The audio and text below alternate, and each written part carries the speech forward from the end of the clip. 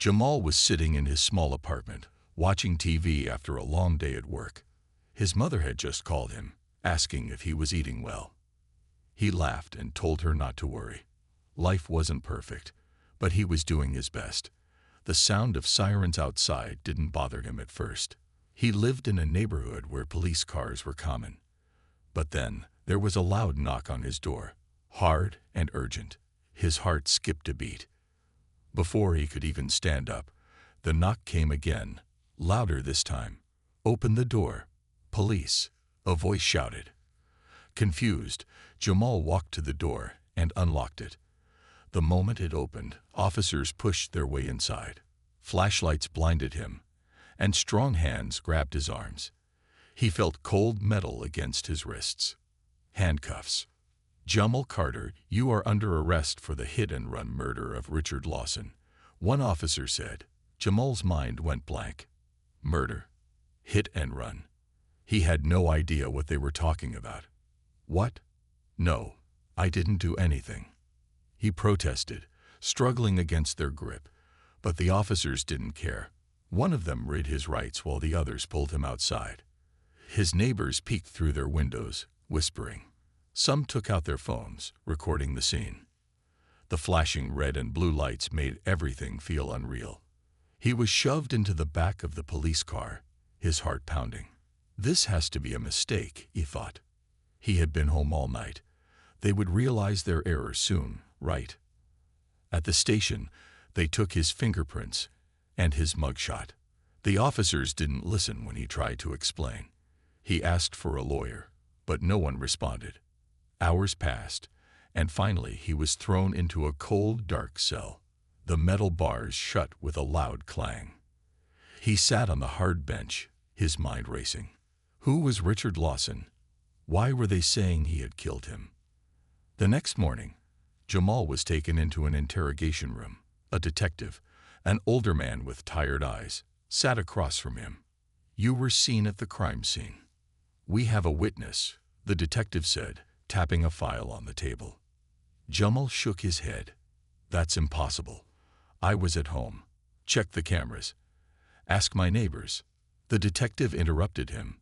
"We have camera footage of your car speeding away after the accident." Jamal froze. His car?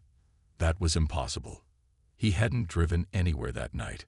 "Someone must have stolen it," he said. "I swear, I didn't do this." The detective sighed. "Look, Jamal, the more you lie, the worse this gets for you." Jamal's stomach twisted. They had already decided he was guilty. No one was listening. He thought about his mother. How was she handling this news? She must be terrified. He had to get out of here. But how? As hours passed, reality sank in. He was being framed. But by who? And why? Jamal sat in the cold cell, his head resting against the rough concrete wall. His mind was spinning. Every second that passed felt like a nightmare he couldn't wake up from. His body was in jail, but his thoughts were racing outside, trying to piece together what had happened. He had never met Richard Lawson. He had never even heard the name before. And now he was being accused of his murder. A guard came and led him to the courtroom. His hands were cuffed tightly, and the metal dug into his skin. As he walked through the halls, people stared at him, some with pity, others with disgust. The media was already there, cameras flashing as reporters shouted questions. "Jamal, do you have anything to say about the hit and run? Do you regret what you did?" Their words hit him like stones. They had already decided he was guilty. Inside the courtroom, his mother sat in the front row, her hands gripping a tissue. Tears streamed down her face. Seeing her like that broke him more than the arrest itself. She believed in him, but could she fight against a system that had already made up its mind?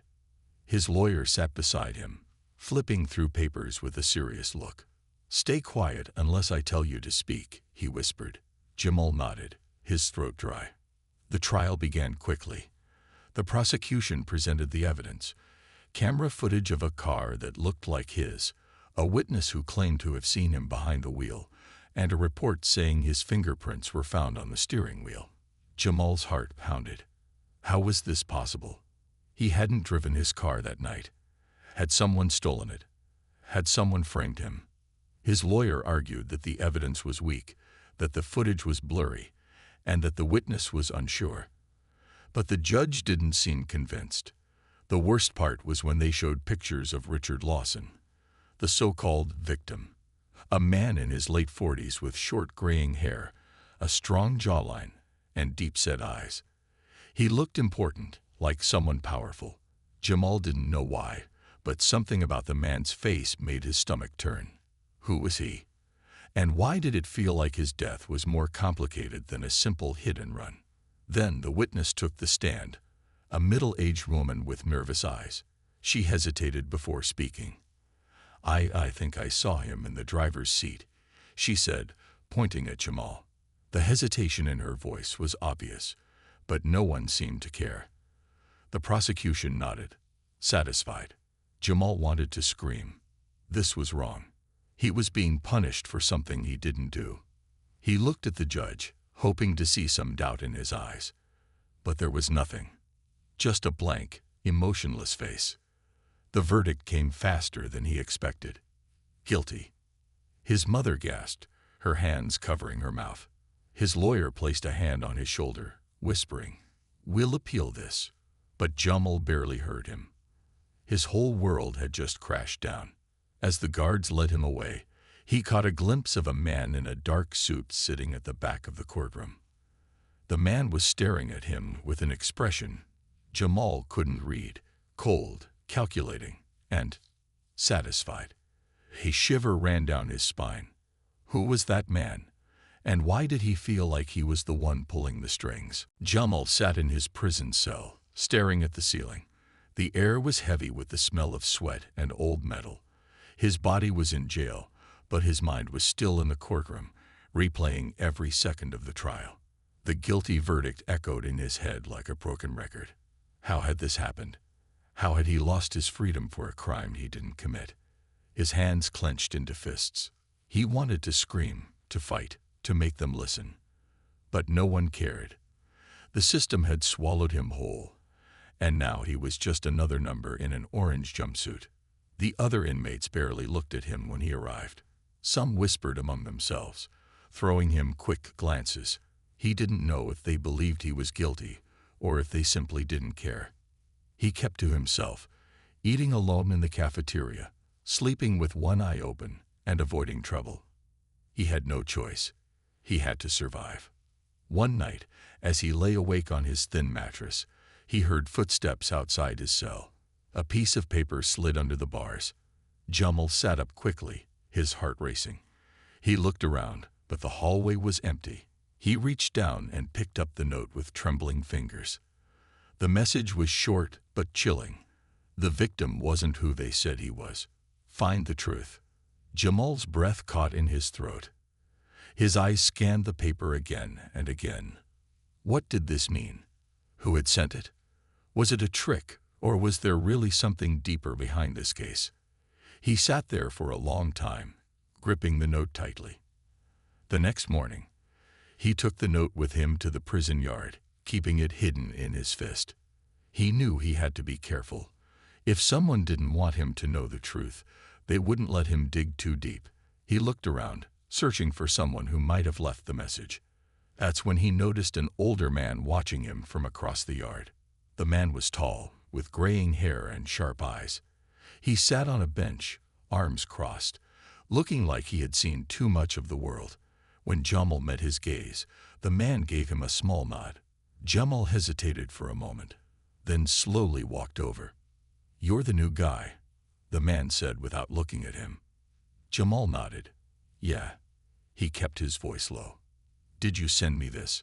He carefully unfolded the note, just enough for the man to see the words. The man didn't react at first. Then, after a long silence, he exhaled. "You were never meant to win that case," he said. His voice was calm, but there was something heavy in his tone, like he knew too much. Jamal's stomach twisted. "What do you mean?" The man finally turned to look at him.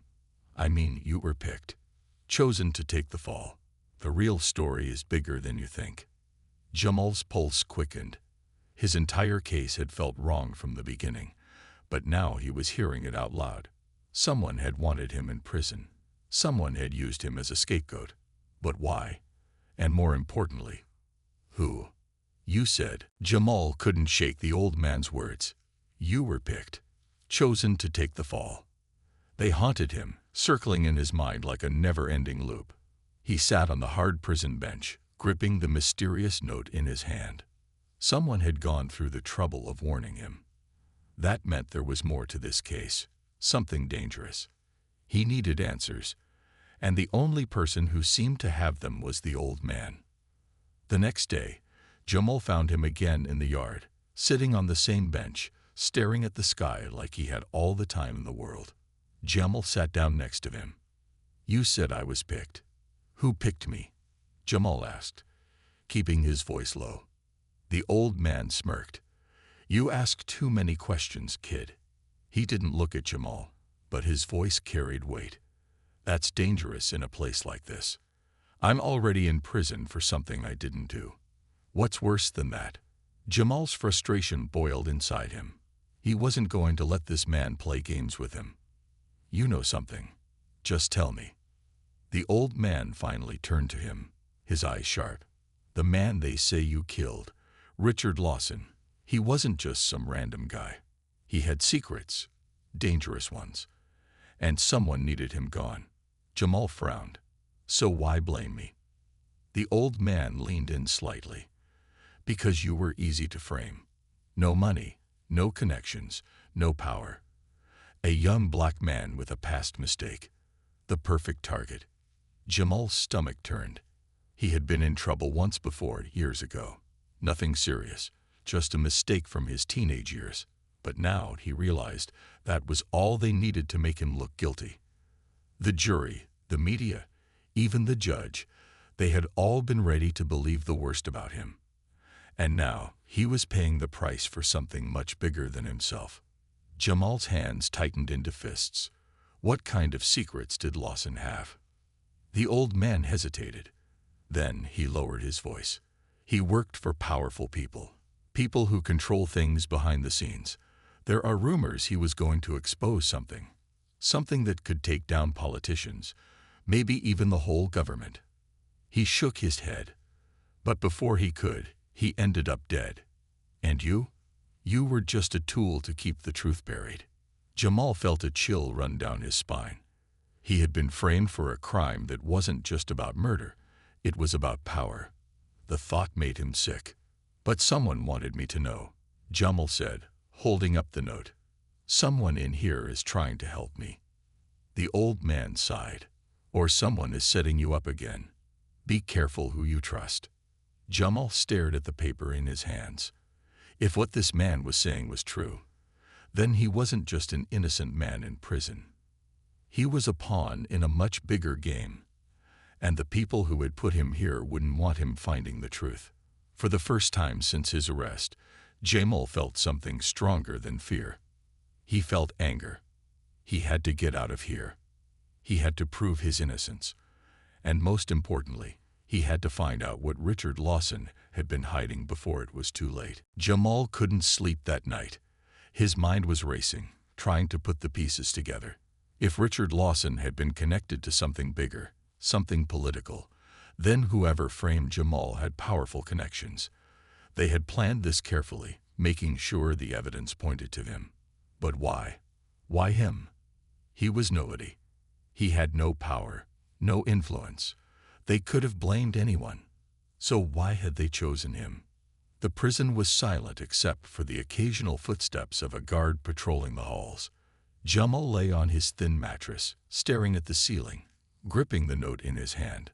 Someone had risked passing this message to him. Someone wanted him to know the truth. But why not just tell them everything? Why the mystery?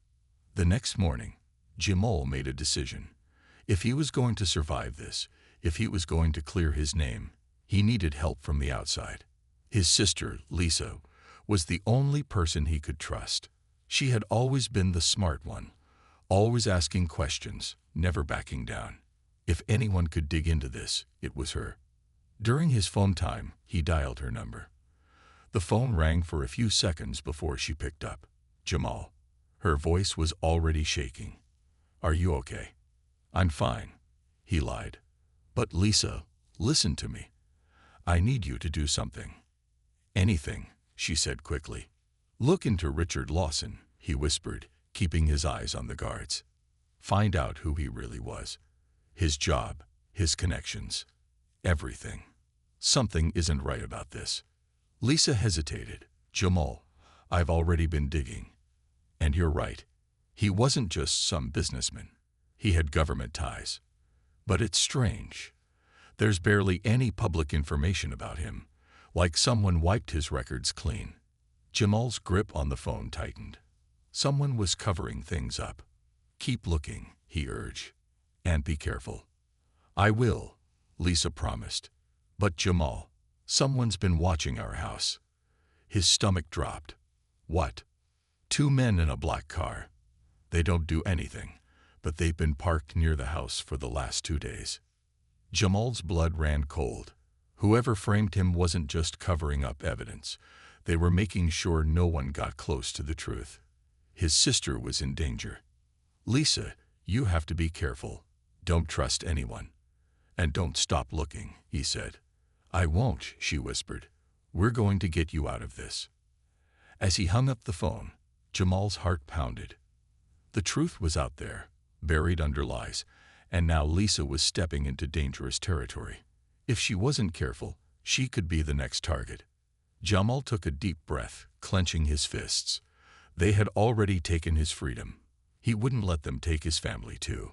He had to find a way out, and he had to do it before it was too late. You said. Jamal sat in the prison yard, his thoughts racing. His sister was being watched. That meant she was getting close to something dangerous. He had told her to be careful, but he knew Lisa. She wouldn't stop digging. And if she got too close to the truth, the people who framed him wouldn't hesitate to silence her. He needed to get out of here. But how? He looked around the yard, scanning the faces of the other inmates. He needed someone who knew the system, someone who could help him. His eyes landed on the old man, the one who had warned him before. The man was sitting on a bench, peeling an orange with slow, steady movements, like he had all the time in the world. Jamal walked over and sat beside him. I need to get out of here, he said quietly. The old man didn't look up. Everyone in here wants to get out, he said, popping an orange slice into his mouth. What makes you special? I'm innocent, Jamal said. The old man chuckled.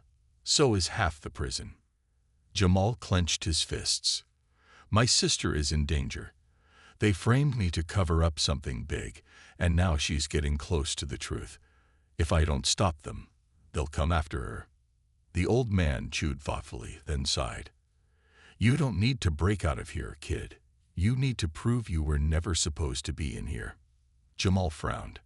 How? The old man finally turned to look at him. Information, he said simply. The people who put you here, they think you're powerless. But even in prison, there are ways to get what you need. You just have to know where to look. Jamal leaned in. Where do I start? The old man smirked. There's a guy in here. Name's Benny. Used to be a hacker before he got locked up. He knows how to find things that aren't supposed to be found. Jamal nodded. Where do I find him? The old man stood up and stretched. He finds you. Then he walked away, leaving Jamal with more questions than answers. That night, as Jamal sat in his cell, the lights flickered once before going back to normal. A few seconds later, a folded piece of paper slid under his door. His heart pounded as he picked it up. It was written in shaky handwriting. I know who framed you, but if you want the truth, you have to play smart. Meet me in the library tomorrow. Benny. Jamal's hands tightened around the paper. He was finally getting closer to the truth. But the closer he got, the more dangerous this became.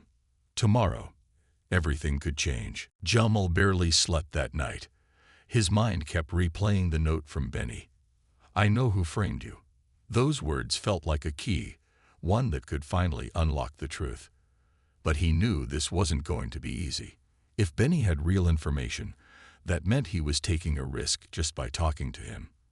And in a place like this, risks could get people killed. The next morning, Jamal walked into the prison library, trying to act casual. The room was mostly empty, just a few inmates flipping through old books. His eyes scanned the space until he spotted a thin man sitting in the corner, tapping his fingers on the table. Benny. Jamal walked over and sat across from him. Benny didn't look up right away. Instead, he slid a book across the table. Jamal hesitated, then opened it. Inside, tucked between the pages, was another note. Richard Lawson wasn't just a government worker. He was a whistleblower.